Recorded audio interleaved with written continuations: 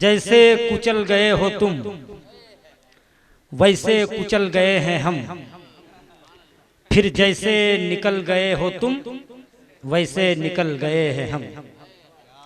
और जिक्र रसूल पाक में सुनकर नबी का तस्करा, जैसे मचल गए हो तुम वैसे मचल। और शैतान को यजीद ने दोज़ख में ये कहा, शैतान को यजीद ने दोज़ख में ये कहा, अबे जैसे फिसल गए हो तुम वैसे फिसल।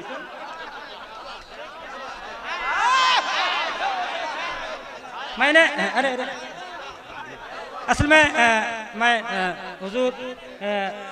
हुजूर अमीनुद्दीन साहब किबला से मैंने इजाज़त ली कि मैं उस चचा को बार बार देख रहा हूँ, मुझको बेकल साहब याद आ रहे हैं। ये चचा जो है बेकल साहब, गालिबन बेकल साहब को 1996 में जहर दे दिया गया था, है ना। मेरे अहबाब मुझको उसकार है मुफ्ती साहब कि आप लुगत बोलिए। अभी हजरत ने भी इशारा किया। असल मामला ये है कि लखनऊ शहर में एक साहब ने अपने नौकर से कह रखा था कि तुम जब भी मुझसे बात करना गाढ़ी उर्दू का इस्तेमाल करना, गाढ़ी उर्दू का इस्तेमाल करना। नौकर भी पढ़ा लिखा था, वो जसीडी का नहीं था, लखनऊ शहर का था। इत्तफाक से एक दिन उसका मालिक हुक्का पी रहा था, चिंगारी उस चिलम से बाहर निकली और उसकी दाढ़ी पे आके ठहर गई। अब नौकर को उर्दू बोलने का मौका मिल गया। नौकर ने बड़े अदब से दोनों हाथ को बांधा और अर्ज करने लगा, जिल्ले इलाही आलम पनाह मेरे मावा मेरे मलजा, गुलशने आतिशदान से एक चिंगारी जस्ट करके आपके चेहरे मुकद्दस के करीब जो ये रेशे मुबारक का एक गुलसिता आबाद है, वो चिंगारी वहीं जाकर के आराम कर रही है।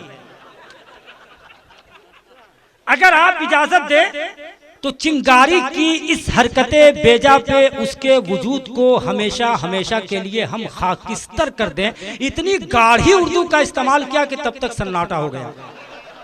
तो कभी कभी ऐसी चीजें भी नुक्ता अंदर साबित होती है। बस एक आखिरी शेर पढ़ना चाहता, आपको देखा मैंने 1996 में बेकल साहब को जहर दे दिया गया था। क्यों मालूम है? ताकि ये शख्स मर जाए, न नबी की नात लिखने पाए न नबी की नात पढ़ने पाए। लेकिन ये नात की बरकत थी कि बेकल साहब पे जहर का असर ना हुआ, बेकल साहब बच गए। तो उन्होंने एक नात का शेर कहा था। अब अगर प्रधान साहब मुझको 10 रुपया देने का वादा करे तो मैं वो शेर पढ़ दूं। बेकल साहब जब बच गए तो बेकल साहब ने कहा कि जो मदीना हम भी जाते तो कुछ और बात होती, जो मदीना हम भी जाते तो कुछ और बात होती, वहां जाके फिर ना आते तो कुछ और बात होती। अच्छा चलिए, ये आपका मामला है, मुझको यहाँ से जाना है कि नहीं? हाँ, मुझको रहना नहीं है यहाँ। वो बेकल साहब कहते जो मदीना हम भी जाते तो कुछ और बात होती, वहां जाके फिर ना आते तो कुछ और बात होती। बेकल साहब पे जहर का असर ना हुआ तो बेकल साहब कहते वहां जाके फिर ना आते तो कुछ और बात होती।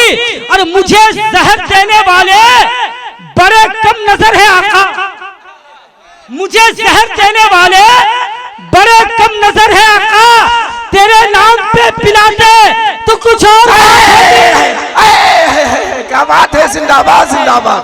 बड़े कम नजर है आका, तेरे नाम पे पिलाते तो कुछ और माशाअल्लाह जिंदाबाद होती। और यहाँ मस्त मस्त झोंके जो इरम से आ रहे हैं, यही तैबा हो के आते तो कुछ और बात हो। आने वाला जो खतीब है ना, आने वाला खतीब आप क्लिप में देखते होंगे, आने वाला जो खतीब है 30-35 साल से लोग अपनी तकरीर की कामयाबी के लिए कीमती जुब्बा और दस्तार का सहारा लेते हैं, अपनी तकरीर की कामयाबी के लिए कहकहों को फरोग देते हैं, अपनी तकरीर की कामयाबी के लिए तरन्नुम रेजी का सहारा लेते हैं।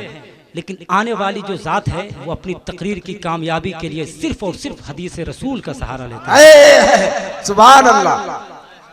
नाशिर मसलक आला हजरत खतीब आज़म हिंदुस्तान हजरत अल्लामा व मौलाना मुफ्ती हम्माद साहब क़िबला क़ादरी वो तशरीफ ला रहे हैं। अब ये उलमाए किराम की ख्वाहिश है और हजरत की भी ख्वाहिश है कि कम से कम 5 लोग खड़े हो जाएं, कम से कम 5 लोग जो नारा लगा दें, 5 लोग कम से कम। माशाल्लाह, किधर से भी खड़े हो जाए भाई, जवाब दे। माशाल्लाह, अल्लाह सलामत रखे, जवाब दे। माशाल्लाह,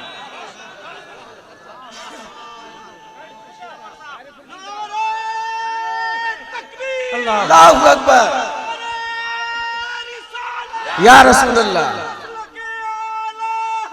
जिंदाबाद जिंदाबाद